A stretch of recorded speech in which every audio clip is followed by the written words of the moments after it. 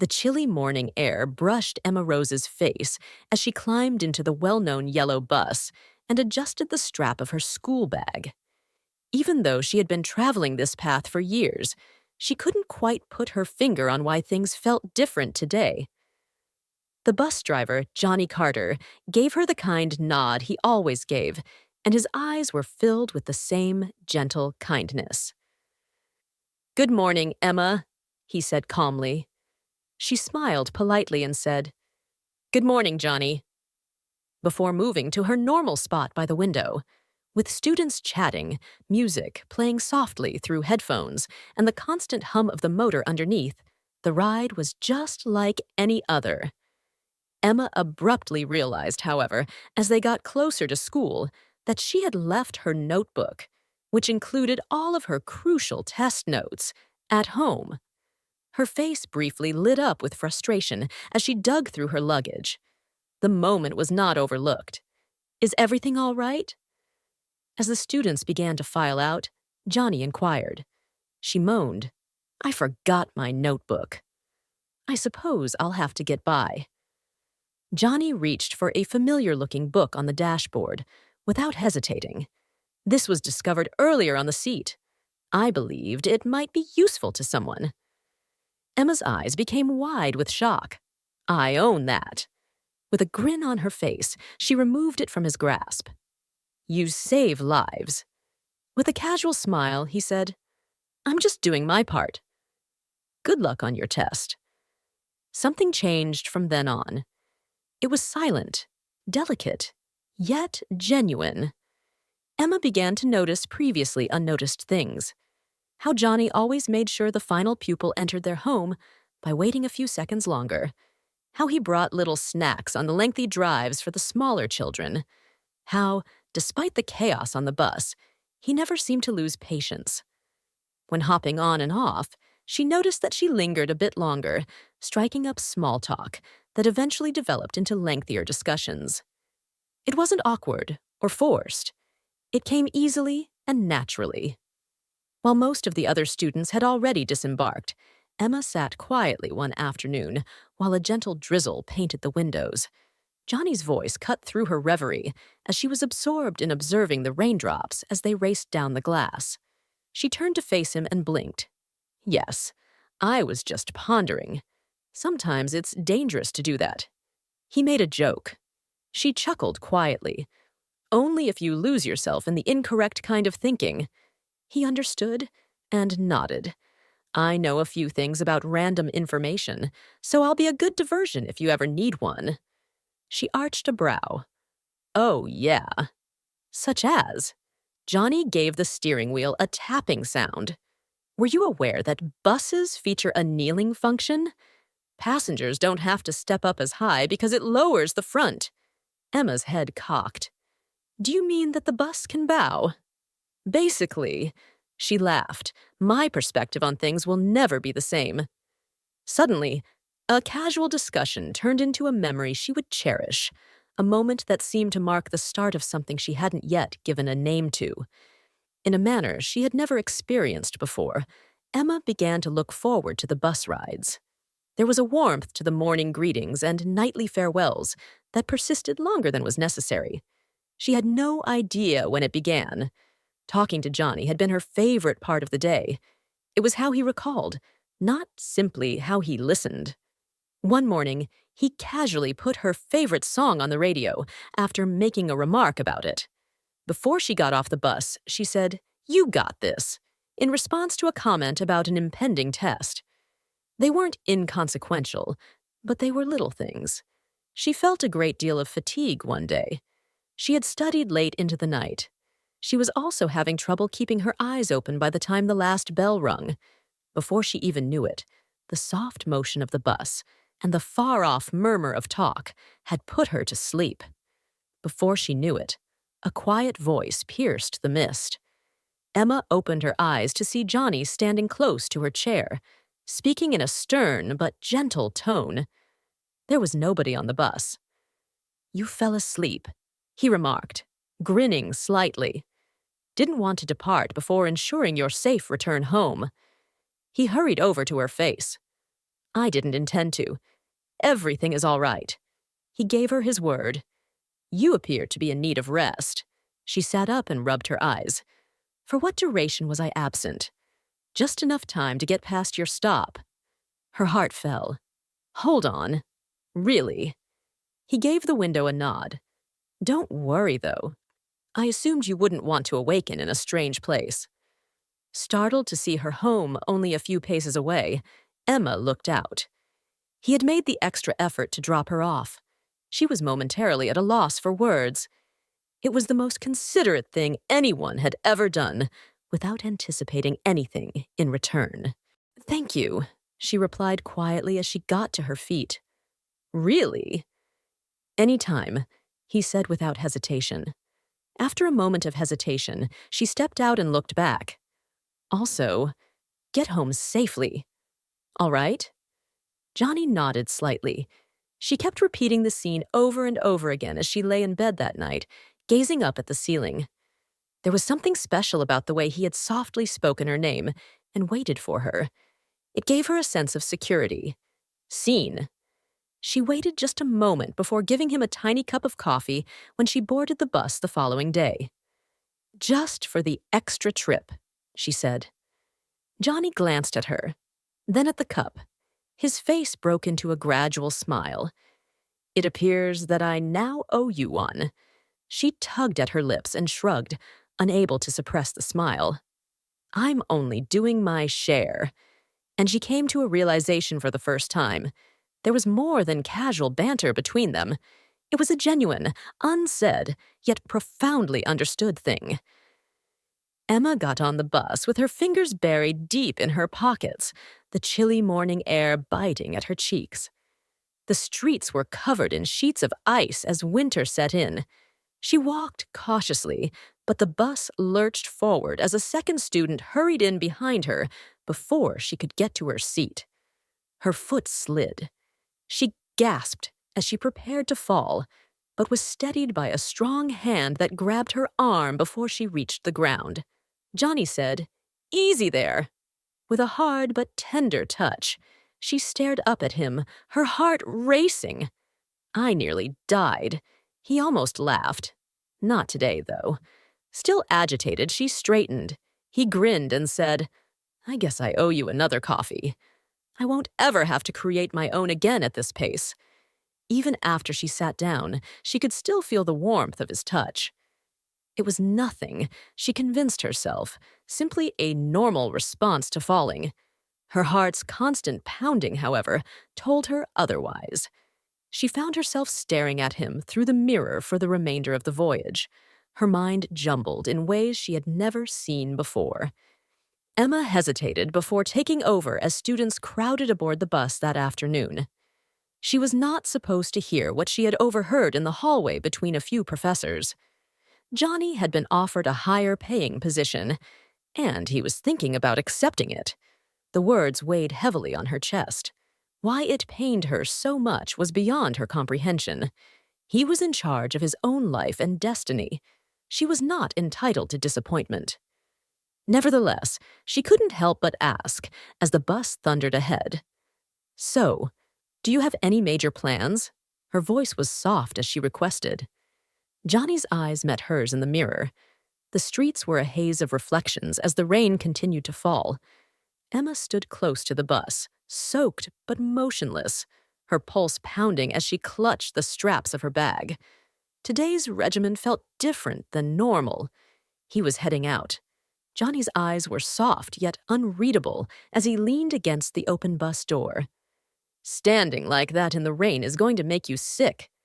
There was something cautious in his tone, although he spoke lightly. She took a deep breath. Tell me to go, then. His mouth opened slightly, but he remained silent. No storm could compare to the hush between them. She moved in closer. Don't leave, please. She didn't care that her voice faltered. She waved between them. I know it's selfish, and I know you probably have bigger things waiting for you. But this is significant, isn't it? Johnny rubbed the back of his neck and let out a breath. Emma. No, She interrupted him by shaking her head. You can't leave this as if it were just another bus route. You can't just walk away as if this didn't happen. His jaw tensed as his gaze scanned hers, seeking an unspoken message. Then he said, "It mattered," in a voice that was hardly more than a whisper. She felt relief and frustration at the same time. So why go? After hesitating, Johnny let out a sigh, because I believed it to be the proper course of action. For whom? She asked. He shook his head and chuckled quietly. For you. For me. I'm not sure. In the distance, a car honked, but neither of them moved. The weight of everything left unsaid caused the air between them to crackle. At last, Johnny spoke once more, but with a softer tone. I didn't know if I could stay at all. She inhaled deeply. For the first time in many days, he truly grinned. Then suddenly something changed. They had already made up their minds. The bus and the route remained the same after a week, but the mood had altered. Johnny gave Emma a knowing glance as she stepped on. Good morning, he murmured, his voice clearly heated. Good morning, she said, her smile unable to conceal itself. The rain began to patter softly on the windows as she made her way to her seat. However, it didn't feel depressing this time. It seemed like a fresh start. Second story. Although our home wasn't particularly noteworthy, it did contain tales of love, grief, and silent fortitude. It was the type of house where the windows whistled in the right wind and the flooring creaked in the night. First with my biological father, and then with the man who entered our lives when everything had broken apart. I grew up in that house. I wasn't sure how to feel about my stepdad when he first arrived. He wasn't ostentatious or noisy. He didn't make a lot of effort to impress me. When my mother's hands trembled too much to hold the bags, he helped her with groceries, fixed the damaged shelf in the kitchen without being asked, and made sure the porch light was always on, so I never arrived home to darkness. He was unwavering, like a river gently etching its course, unavoidable, but not demanding attention. My mother was a kind woman, with a smile that was always a little worn out, but still warm. Life had a way of wearing her down, and the years had done so, but she never let the weight of her anxieties break her. Instead, she carried her tenderness like armor. She rarely spoke it out loud, but she was thankful for my stepdad's presence. When she thought no one was looking, I would occasionally catch her staring at him with a wordless sense of thankfulness and the melancholy of someone who knows time is passing more quickly than she can keep it. Life had given us no other option, so the three of us became a family, not because anyone made us, and we found solace in one another in that silent, unsaid way. My original father was never attempted to be replaced by my stepfather. He was not required to. He provided a unique kind of patient, unfailing care that never sought praise. It was evident to me in the little things. Even if my mother didn't ask, he would still prepare her tea at night. Even though I always locked the front door before going to bed, he would remind me to do so. When I talked about my ambitions, anxieties, and dreams, his eyes softened. He paid attention to the pauses in between the sentences as well as the words themselves. He was a silent presence in the background of my life, never demanding attention, but always there for me when I needed him. I initially believed that stepfathers were the norm. They arrived, stayed, and offered assistance when they could. But as the years went by, I started to feel more. He spoke to me with a tenderness, an expression of implicit concern that went beyond duty. I didn't dare try to explain it at the time since I didn't know how. However, there were brief, delicate moments when I sensed it, something that only existed in the silent moments between words and looks, a warmth, a connection. I couldn't ignore it, but I didn't grasp it yet. Our home remained mostly unchanged over the years, but the atmosphere between us changed. Over time, my mother's health deteriorated, causing her to walk more slowly and speak softer until even her talks seemed like soft whispers. She relied more on my stepdad, entrusting him with the minor matters that she used to manage on her own. He never hesitated, never grumbled, and never made her feel dependent on him. That was his method of demonstrating silence and love via his actions rather than his words. During those years, my relationship with him took on a form I was unable to identify, but it was always there, growing between us like a vine creeping down a wall, inch by inch, until one day you realize it's covered everything. It wasn't abrupt or evident. He would wait up if I was running late. His voice would soften when he inquired about my day, and he seemed to recall every little detail I ever mentioned, even the ones I had forgotten myself. There were a few brief yet memorable moments. There was a rare, total silence in the house one evening when the power went off. It was only the two of us sitting at the kitchen table by candlelight, as my mother had already fallen asleep. I can't recall what we discussed, probably something commonplace. However, I recall how his face appeared softer in the flickering light, and how the distance between us felt both reassuring and vulnerable. We didn't want to go, but we also didn't want to get any closer. There were also more times.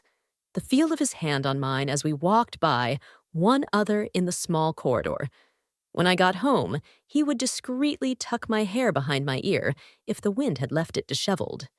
There was a sensitivity to it, yet it never felt out of place. Exceeded what I thought was typical. It was tender, yet it also held a weight I couldn't quite put my finger on.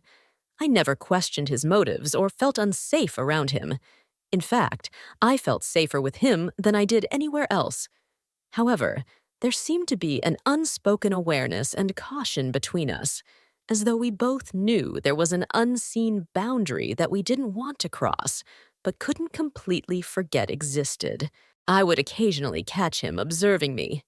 It was like witnessing someone attempting to hold something too delicate to touch, but not in an uneasy way. And the length of our shared silences increased as my mother's strength declined. Since there was nothing to name, we never discussed what was going on between us. No betrayal, no secret, no stolen moments. Only an increasing intimacy, understanding, and warmth that occupied the voids created by her absence. It wasn't incorrect. It was incorrect. Neither of us understood what to do with it. It just existed. On a calm afternoon, things changed. My mom was sleeping, breathing softly and irregularly from the painkillers she was taking.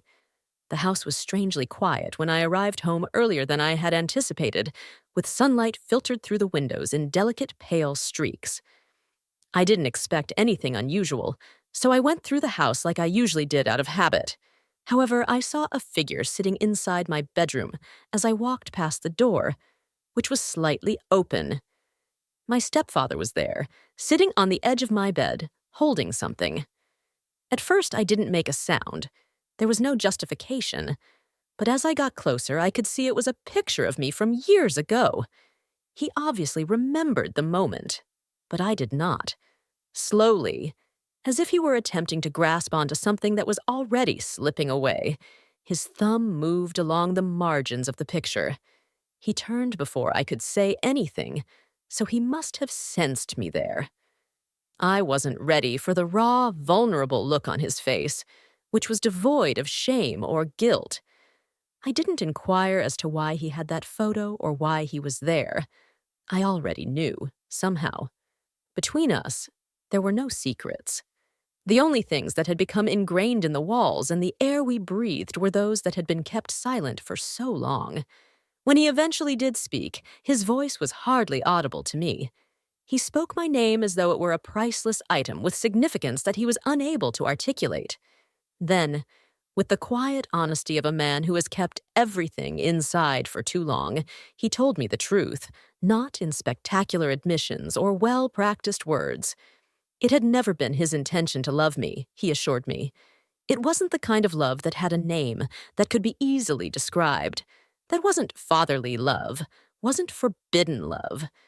It was the love of a man who had entered a dysfunctional household and was surprisingly saved by a girl who had every reason to reject him, but never did. He cherished my generosity, my unwavering trust in him, and the fact that I never held him responsible for not being my biological father. It was a relationship based on caring, the type of affection that seeps into your bones and never goes away, rather than desire. He claimed that he kept that picture because it served as a reminder of why he stayed and why he persisted in trying, despite the weight of my mother's illness. It was more than just love for her. It was an act of commitment to us, to the family we had created without the one we lost. He loved me just as much as he loved her, but in a different way. Uncertain of what to say, I stood there feeling neither uneasy nor scared. I simply felt the weight of everything we had never discussed suddenly come to light.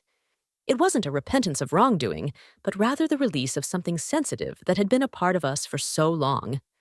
No boundaries were violated, no harm was intended, simply two souls who had discovered something unique in one another, something priceless, something delicate, something neither of us could identify. After that afternoon, something changed between us, but we never talked about it again. Not dramatically, but in the small changes that only occur when the truth is finally said. After that, there was a gentleness in his gaze that revealed the concern that had always been there while also being cautious not to allow it to grow into anything more.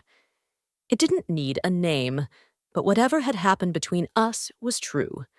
The fact that we were both aware of its existence and that it was exclusively ours was sufficient. His loyalty to my mother remained unwavering even as her health continued to deteriorate. If anything, it became more intense, as though his love for her allowed him to love us both in his own private manner. On some days, even when she was too weak to notice, I saw him sitting by her bedside and holding her hand. He showed no signs of strife or that the life they had created together was in danger because of what existed between us. Despite our differences, his heart was large enough for us both, and I came to see that love may be multi-layered and intricate without taking something from one person to give to another. The house became quieter than it had ever been one day as time took its course. Mom was gone. She left behind an enormous gap that stretched between us like a hushed realization that nothing would ever be the same. But he remained even in the quiet, not because he had to, but because neither of us could fathom him going. We were never too close, but grief pushed us closer. Even though he was becoming more gentle and consistent in his presence, the invisible barrier between us remained strong. Whatever affection that had formerly been hidden between us had found a home. Not as a threat, but as a tenderness that we both valued too highly to compromise. We knew that belonging didn't have to change into anything else, but we also knew that we belonged to one other in ways that no one else could ever comprehend. In little ways, life continued on. We adapted, discovered how to occupy the voids with peaceful rituals, and began eating meals together. Our love blossomed into something much more profound, something uncommon and stable, yet neither romantic nor parental, a bond formed by choosing to stay together every day and enduring loss together. As the years went by, that house, with all its groans and murmurs, became a place where love could be complex and lovely without having to be described. I wasn't just his wife's daughter, and he wasn't just my stepfather. We shared a bond that was too pure to sabotage and too strong to label. Looking back, I see that love stories can take many different forms, and sometimes the most profound ones are the ones that no one else can see or comprehend. We never needed words to describe what we were to one another, but the world will never have them. Looking back on those years, sometimes that's enough. What we had was real. I can understand that love is rarely as easy as stories portray it to be. Love in literature and film is loud, passionate, and unambiguous. It demands to be identified and claimed, and it does so with fireworks or other impressive displays. However, love can be tender in real life. It can exist in silent glances across a room in hands that mend damaged things without being asked in a selfless type of loyalty. It's not usually love that makes an announcement. There are instances when it just develops uninvited but inexorable. Most people wouldn't comprehend the type of love I shared with my stepdad, but that's good. It didn't have to be in a certain category. Labels and regulations were not necessary to define it. It was a love based on tenderness, respect, and a silent realization that life had united us as two beings who saw something in one another that no one else could, not simply as relatives. And sometimes it's the purest form of love, the type that exists solely to ensure that the other person feels recognized with no expectations or requests.